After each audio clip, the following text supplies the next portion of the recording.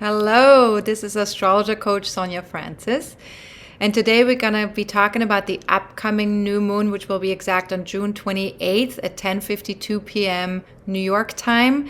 And that is 3:52 a.m. London time the next day on June 29th.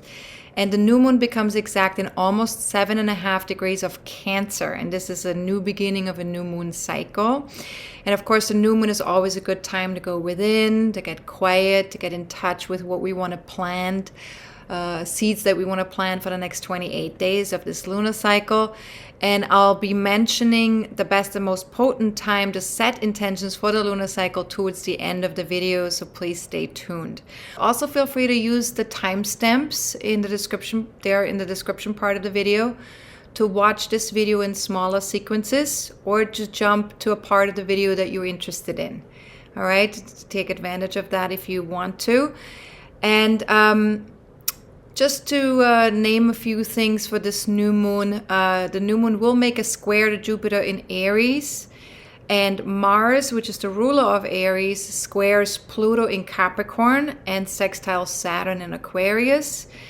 And whenever faster moving bodies, in this case like the Sun, the Moon, and Mars, link up with slower outer planets or social planets in close aspect, in this case that's Jupiter, Saturn, and Pluto, there tends to be an increase of change in terms of our collective desire to make changes. Now, another thing that's also worth mentioning with this new moon chart is that Neptune's highly exalted at the time of the new moon. But before we go in all of that in more detail, let me just talk about the Cancer archetype first, and then we'll look at all of the aspects of this new moon chart. Now, Cancer is the first water sign of the zodiac, and so it relates to the development of the emotional body. And so this moon cycle amplifies feelings, instincts, and needs. Now, Cancer also represents the yin receptive principle, which has to do with birthing things, nurturing things, and protecting life. And the Sun and the Moon in Cancer really remind us that we really want to be able to learn how to receive as well as give to others, because either extreme, whether we are constantly giving or constantly taking, is very unhealthy and is unsustainable. So finding that balance between giving and receiving is very important with the Cancer energy. Anything else is not going to be healthy. Now, our feeling nature has been drained and suppressed for a really, really long time, but we have begun to embrace it more fully since 2011, when Neptune started its journey through Pisces, which is another water sign. So the water signs all have to do sort of more with the feminine feeling energy. And feelings are really an essential source of information about our own needs and what's really important to us, whether that's physically, emotionally, or just in terms of like what nurtures us. And feelings are a dashboard that tells us basically what's healthy for us, what is a healthy functioning for ourselves emotionally, a healthy functioning for us on a physical level, and so on.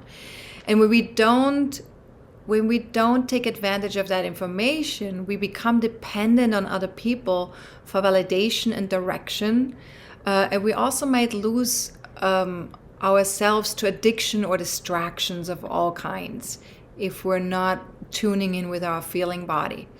Now, with this new moon occurring in Cancer, we are invited to surround ourselves with quality and safety, or the familiar, you could say. We can expect anything connected to home, family, real estate, or childhood issues to be heightened in our awareness for the next 4 weeks. And this new moon also highlights the importance of listening to our feelings, focusing on self-care, healing old wounds from the past, and releasing unhealthy patterns that keep us stuck in the past. Okay?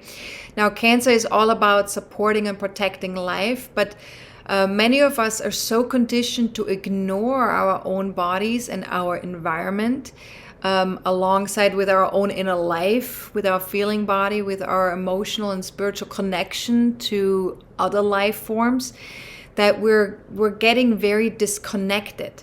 This really creates a disconnect, not only from ourselves, but also from the rest of the world to a certain extent. And many of us tend to put very little value on emotional intelligence. It's not something we learn in school. It's not something we learn from our caregivers very often. Some people might learn a little bit of that, but most of us are really not very familiar with that term even. Like, what is emotional intelligence? But it's very hard to have meaningful, authentic connections without emotional intelligence. And it begins with self-connection and self-awareness. And this is really important. Without self-connection and self-awareness, we cannot even begin to start to have emotional intelligence, right? Or meaningful connections. So ask yourself, what might I do differently if my feelings were just little children that wanted to be heard? And what price might I be paying for denying or suppressing those little voices? Now, Cancer also reminds us that water and life is inseparable. We need water. Human beings are made 75% or 80% out of water, right? Water is a huge part of this planet. You know, the ocean, the rivers, the lakes, you know, it creates life. It sustains life, right? And water corresponds archetypically to feelings, because water flows and feelings also need to flow. So any time there is a stagnation with our feelings, it's sort of like when there's stagnation with water. You know, if you have a body of water that has stagnant water, where the water doesn't move at all, the water becomes kind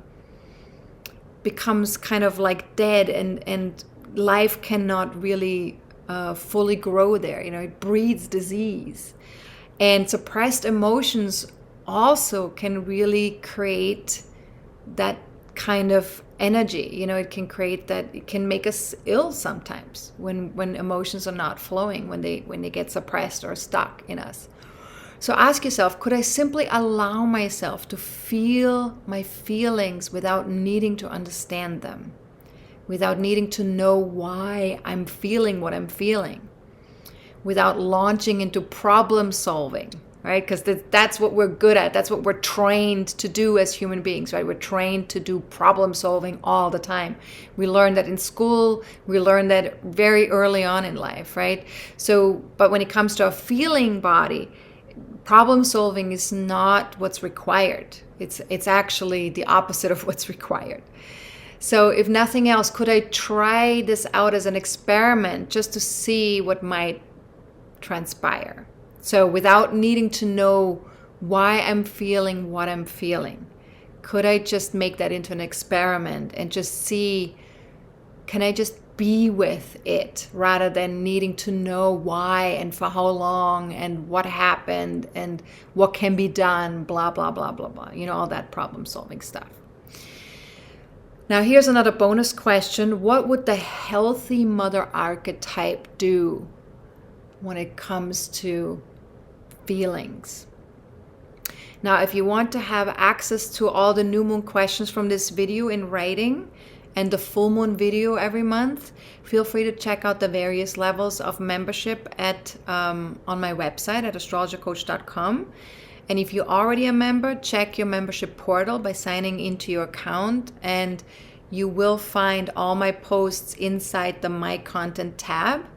Again, the new moon questions are available via the New Moon in Cancer article by June 25th, the very latest. Okay. Now, back to the new moon chart. The Cancer energy is connected to family and home, like I already mentioned earlier. And this could be a physical or an emotional home. So it doesn't have to be necessarily the home where you live, could also be an emotional home.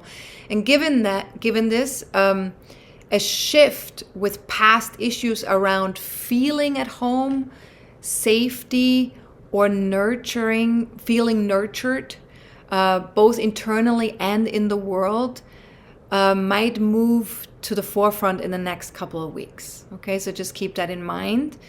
Now, internally, this is about being more rooted in our physical, emotional bodies and allowing ourselves to explore and celebrate the mother archetype, both within and outside of ourselves. And things like giving and receiving, nurturing, caring for ourselves in terms of our emotional and physical state and so on, right? So kind of stuff we've already mentioned a little bit. So ask yourself, am I rooted in fertile ground wherever I am? Am I thriving? Like, do I feel like I'm thriving? And what else do I need to flourish and grow? And what has changed for me in the past 3.5 years in that regard?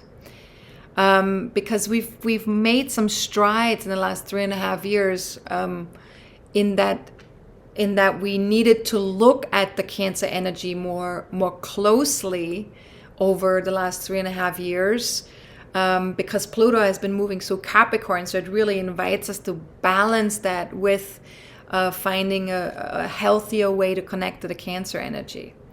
Now, how does self-care show up in my life now versus 3.5 years ago? So maybe some of you have already made strides with this, and if you haven't, that's okay. Then, there's no better time than now to begin something. So if you haven't made a lot of strides with self-care, then feel free to start now. Baby steps, just do your best.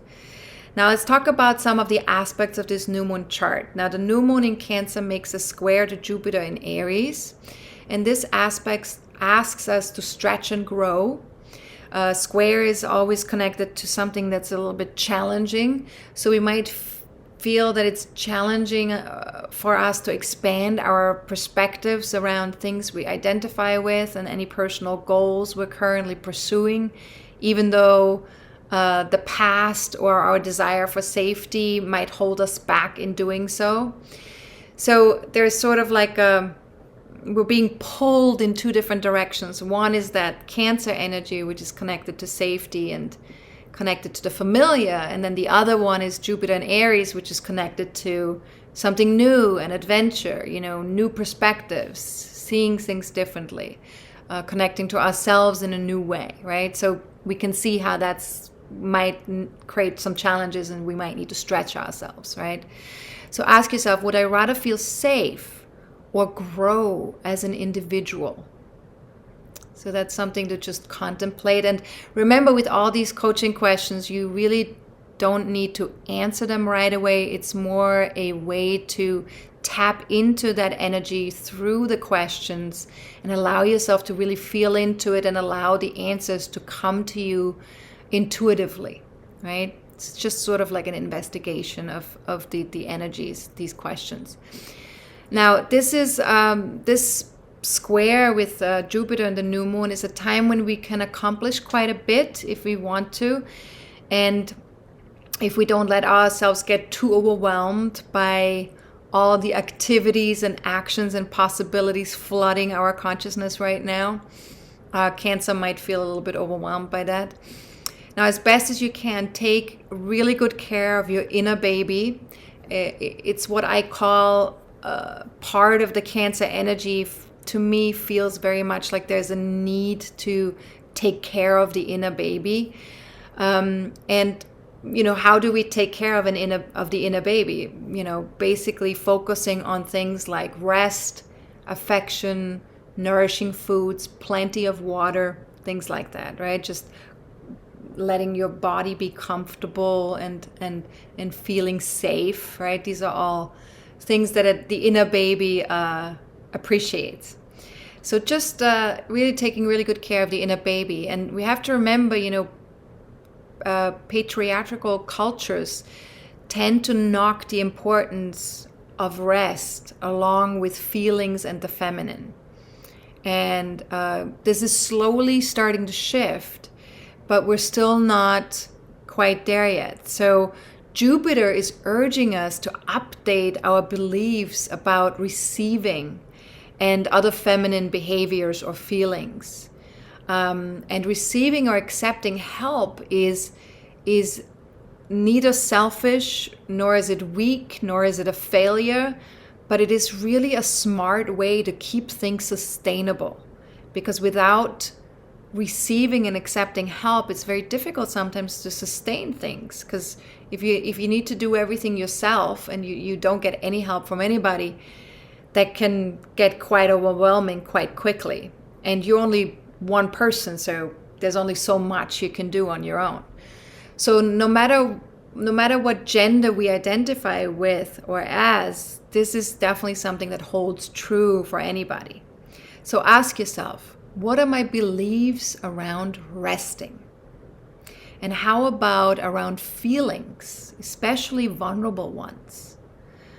And am I overextending myself or perhaps overpromising things? Might I be able to take better care of my inner baby if I stayed away from exaggerating or expecting too much of myself? And in what ways might being open to receiving support make my life more manageable and sustainable? So these are some things we might want to possibly journal on or meditate on. Might be very helpful to just investigate some of this over the next 4 weeks. And as best as you can, find a way to create nurturing connections with people you trust and care about, and allow people who resonate with you on a feeling level to support you. So you can ask yourself, who do I know that I can safely allow myself to feel vulnerable and emotional with? And if for some reason the answer is like no one or almost no one, like maybe one person, ask yourself, could I use this aspect as an opportunity to be 5% more courageous and thereby make space for emotional vulnerability in my relationships? Remember, it takes courage to be vulnerable with other people. It takes courage to trust people sometimes. So could I use this aspect as an opportunity to be 5% more courageous and make space for emotional vulnerability in my relationships? And what if I allowed myself to step out of my comfort zone just a teeny tiny bit further than I normally would? Now remember, baby steps, right? We don't have to do anything outrageous necessarily, but just tiny little baby steps. And what if I experimented with that just for the next 2 weeks even, until the full moon, right? So after the new moon becomes exact until the full moon. Now Mars, which is the ruler of Aries, is currently in its own sign and squares Pluto in Capricorn and sextiles Saturn in Aquarius. And Mars' square to Pluto in Capricorn indicates that we are at a turning point.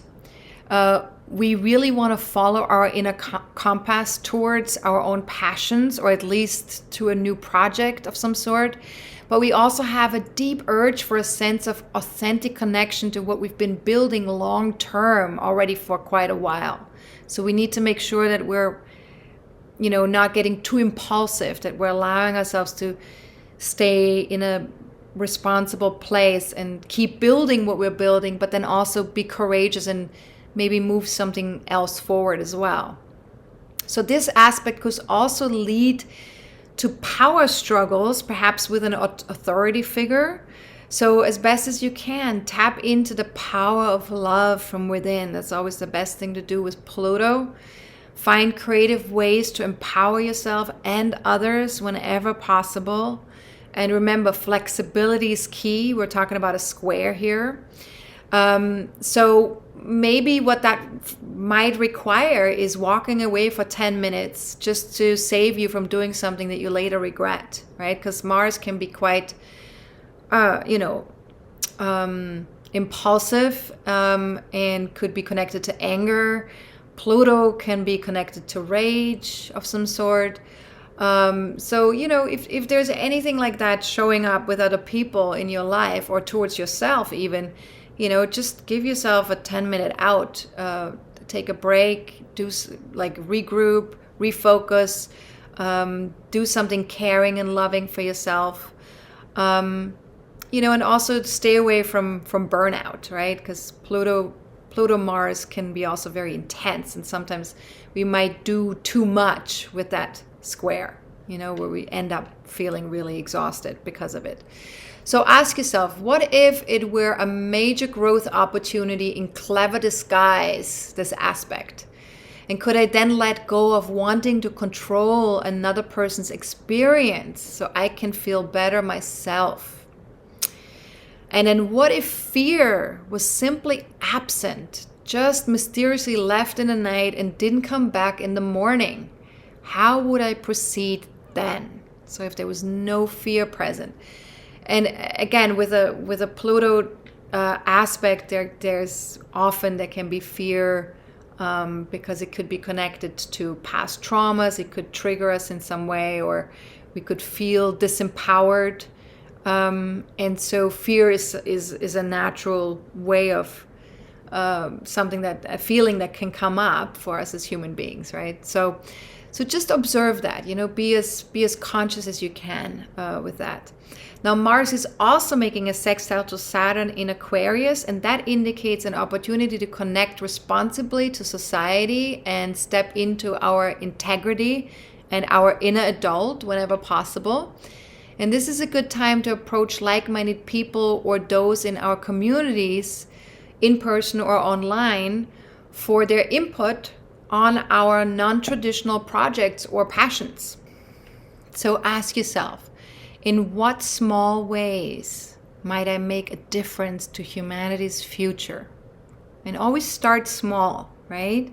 And then if I dared to make a massive difference, what might that look like? And how could my non-traditional projects or passions contribute to the collective?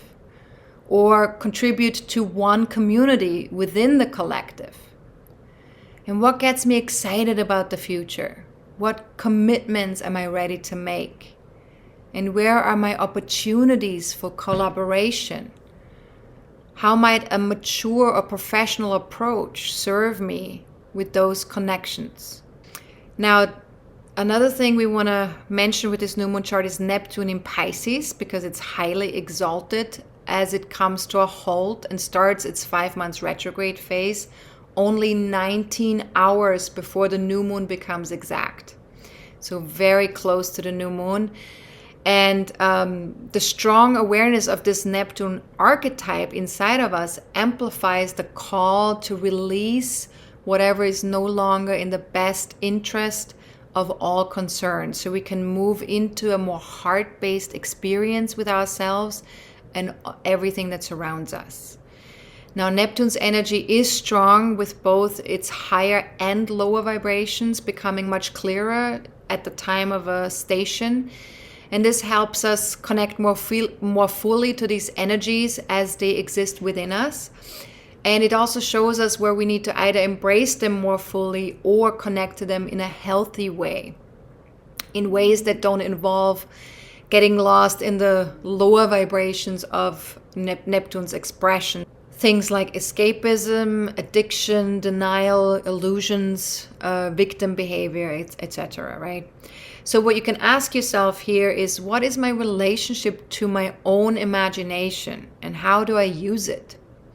Do I tend to imagine worst case scenarios or visualize what I wish to create?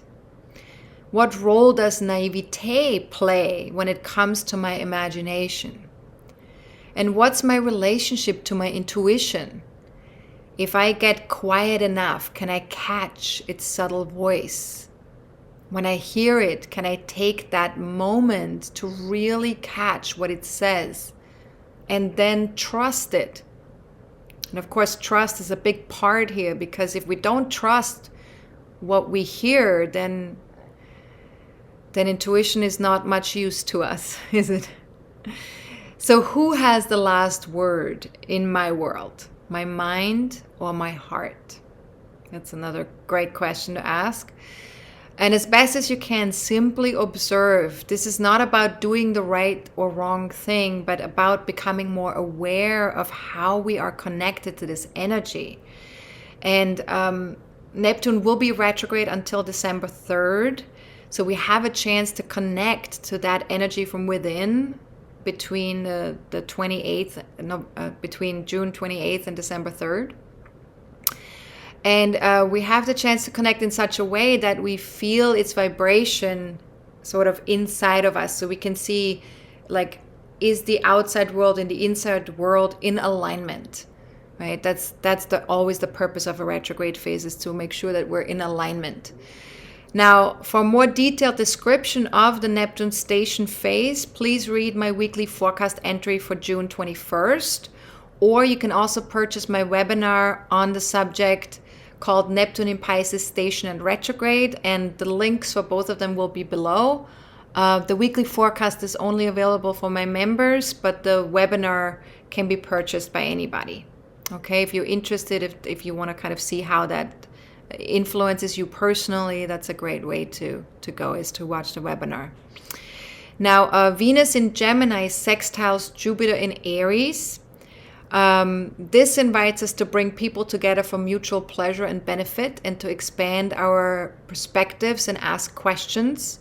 Humor can be a great tool to explore ourselves and others in a more light, non-threatening kind of a way. So ask yourself, what if I connected to myself, then to others, for an exchange for information? So internally, externally, just seeing, like, how do we connect in a way that we can feel somehow like an expansion taking place. And how could I personally encourage new approaches and priorities? And what if I added a dash of humor to the mix? Humor is always a great way to go with Jupiter, and also Gemini likes humor very much. Now, Mercury is also in Gemini, sextiling Chiron in Aries, and this gives us the opportunity to connect with others and take a compassionate approach towards ourselves and others, especially when it comes to our identity, personal goals, and passions. So ask yourself, what if taking a compassionate approach towards myself and others actually made for more fulfilling connections? And could I allow myself and others to be human? Being human is so important. Allowing ourselves to be human, so important. Allowing others to be human, so important. Because when we don't do that, we tend to create much more separation and a much bigger cliff between ourselves and others, between ourselves and ourselves. It's just not a very healthy way of connecting to ourselves or to the outside world. So allowing ourselves to be human is really huge. And Chiron is that energy that really helps us with that really keeps reminding ourselves, it's okay, you're human, it's all right, let yourself be human, right? Now, what if I talked about my flaws, idiosyncrasies, and insecurities? And how might this support my own healing process or someone else's? And this is a beautiful way to utilize the Chiron energy in connection with that Mercury in Gemini. Now, as best as you can, take this as an opportunity to connect and communicate without seeing yourself as weak or less than. Sometimes we have insecurities pop up with Chiron in Aries, and it's perfectly okay to be yourself, to be your own version of yourself, and that may involve feeling insecure once in a while. So give compassion and love to yourself and others. After all, we are all human beings, right? That's just the truth. That's just what is true. Now, ask yourself here, where does the wounded masculine cry out for my compassionate awareness or even my care? And what if I gave it also to those who have not been able to model the masculine energies in an acceptable way? And what if I extended that even to myself if and when I fall into that category of not knowing how to deal with the masculine energy in an acceptable way, right? Because sometimes, we don't. And even when I get triggered, how about when I get triggered? And what needs my compassion or even my love? What needs to heal? Because remember, triggers happen because there's a wound. They don't happen just for the fun of it. They happen because there's something in us that feels wounded. So how can we start the healing process of that wound? And how can we add that dash of compassion and love towards that inner wound that's there? Because that's always the best way to heal, right? Is through love. Now, remember, anger can be a reaction to a boundary violation and or a cover for another emotion. Often it can be fear or sadness or shame. So ask yourself, what if I gave myself permission to make space both for healing around my self-identity, in other words, for recognizing the limitations around my persona, and also for allowing myself to really go beyond the surface and to just see what is underneath that anger. Am I scared? Am I sad? Do I feel ashamed? Has somebody just crossed over a boundary that triggered me or made me upset, right? So as we're creating more of an observer attitude with this, and we're more curious about what's actually going on with us rather than judgmental about the fact that that anger shows up, or we blame somebody else for having anger show up for ourselves. Be curious to understand, why is that even there? What's underneath all of that? So to sum it all up for this new moon reminds us that to be a successful human being, we must take really good care of our emotional and physical well-being. If we can allow the inner masculine, which is taking action, being assertive, things like that, to protect and co-create with the feminine, which is allowing for feelings to move through, receiving, feeling things. When we create this co-creative thing between the masculine and the feminine, we will go further than we can imagine. It's when we separate masculine from feminine is when we become very limited as people and as a society. So allowing the masculine and the feminine coming together is very healing, it's very healthy, it's very beautiful, and it is definitely sustainable. So it is very important to allow ourselves extra time to rest, to release, and to recalibrate as we're experimenting with some of that. And for the next 4 weeks, as best as you can, find an inner balance between masculine and feminine approaches and responses. Ask yourself, what would it look like if I didn't expect too much of myself or of others? How might combining open communication and occasional pauses support my personal projects and my passions? And what if I were 5% more authentic and truthful in my various communities? What if being myself gave others permission to be themselves? And what if doing just that would ultimately empower society to become stronger and better as a whole? And that it takes courage, right? It takes courage to truly allow ourselves to be who we are within our various communities, not necessarily just with one person, but, in general, with people out there in the world. And as best as you can, be gentle with yourself and others as long as the sun is in Cancer, because Cancer requires gentleness. Remember to ask for help, and whatever the question, an answer that is based in love is always a great answer.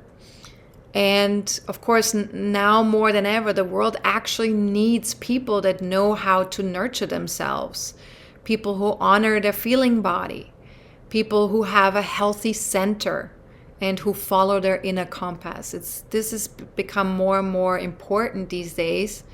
So practice as much as you can to be that person. Now, if you have an ascendant or any personal planets in 5 to 10 degrees of Cancer, Capricorn, Aries, or Libra, then this new moon is going to impact you more than other people. But even if you don't have those degrees and signs in your natal chart, take a look at your birth chart and just look to see where does 7.5 degrees of Cancer land in your birth chart. And the house placement of the new moon will indicate which area of life is most ready for a new beginning for the next 28 days in your life. And if you don't know how to look that up, check out my 30-minute class on how to read your birth chart. You can get free access via my homepage at astrologercoach.com. Just scroll down to free class, and there will be a window where you can click on, and you'll be able to watch that class. Now let's talk about new moon intentions. The new moon is also the best time to set powerful intentions for this month's moon cycle. Intentions are best done soon after the new moon becomes exact, and definitely not during a moon void of course phase. So this month, the best and most potent time to set intentions would be any time between 10:52 p.m. on June 28th and 4:14 p.m. on June 30th. And then again between 8:40 p.m. and 10:52 p.m. on June 30th as well. So all of this, of course, is New York East Coast time. So if you live in a different time zone than that, I recommend that you join my Facebook fan page or follow me on Twitter, because I will be posting reminders on June 28th, June 29th, and June 30th to let you know when it's the most potent time to set your intentions. And if you need more information about setting intentions, go to the website. There's on the blog page, there's a thing called astrology articles. And if you click on that, you'll be able to find an article called New Moon Intentions. There's also a tag on my website that says New Moon Intentions. So you can click on that tag. I will also have a link below this video to that article as well, so that you can just click on it right away. Now, to sign up for my free monthly newsletter, go to my homepage at astrologercoach.com or email us at info@astrologercoach.com and just write newsletter in the subject line. The newsletter gets sent out once or twice a month with special offers, videos, announcements, etc., etc. Now, if you have any general questions about this new moon or astrology, feel free to email me at info@astrologercoach.com. If you have any personal questions that require me to pull up your birth chart, please book a reading on my website. You can either book a reading with me or with Leah. Leah is also a soul-based astrologer like myself. She took all my soul-based astrology curriculum, my courses, so she's certified now as a soul-based astrologer. So feel free to work with her or with me. She's wonderful as well. Now, if you have any questions connected to what's coming up within the next 30 to 40 days, you also have the option to join our next monthly forecasting forum on July 23rd. You can always ask questions there, personal questions. And we will focus in that monthly forecasting forum on the upcoming exalted Jupiter energies in Aries. Jupiter will be exalted from July 22nd until August 4th. And there will be an early bird special available until July 20th at midnight. And once you're registered, you can ask a question in advance as well, just in case you can't join live. So just email me by July 22nd at the end of the workday, and I will include your question in the webinar. Now, my members will see me in 2 weeks around the time of the full moon. So we can look at how far we've come since setting our new moon intentions. And everyone else will see me in another 4 weeks for the next new moon. But of course, as always, stay focused on your physical, mental, emotional, and spiritual well-being. And much love to everybody, and have a good new moon connection with the new moon energy. All right, much love. This is Astrologer Coach Sonja Francis. Goodbye.